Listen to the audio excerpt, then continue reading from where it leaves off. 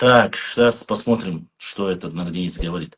Ассаламу алейкум, алейкум, ассалам башлам. С большой буквы пишет имя, если что. Так, если ты не знаешь, пиши без ошибок.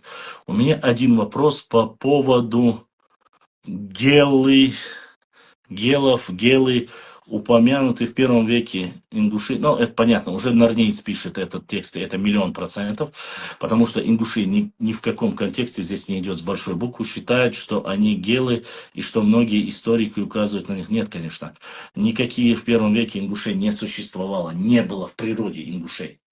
Могу тебе пояснить, почему. Просто я даже не хочу говорить о гелах, чтобы ты понимал. Первый ингуш по ингушскому ДНК-проекту, который выставили сами это, если тебе нужен документ, я отправлю, появился в XI веке. Первых два ингуша.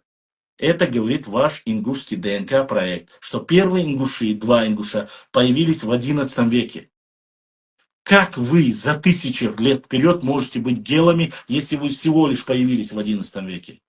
Вопрос закрыт и дальше не обсуждается.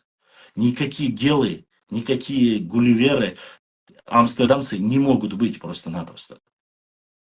Я ответил на твой вопрос. Ингушский ДНК-проект. Зайди и спроси. Первые ингуши появились в X-XI веке. Они указывают это. Потом они удалили быстро этот пост.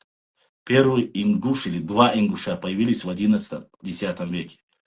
То есть ни в 9, ни в 8, ни в 7, 6, 5, 4, 3, 1 веке их не могло быть физически, не было. Потому что генетика говорит, что не существовало.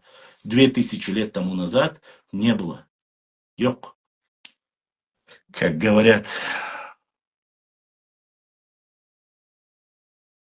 Поэтому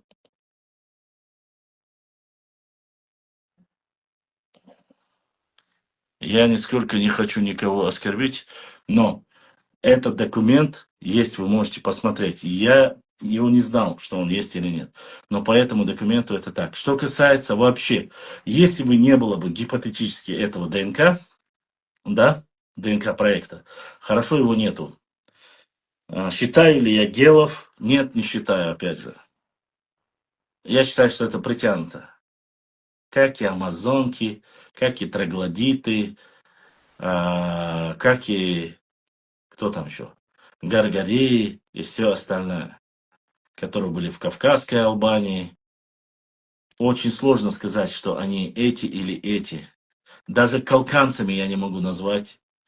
Не уверен в том, что калканцы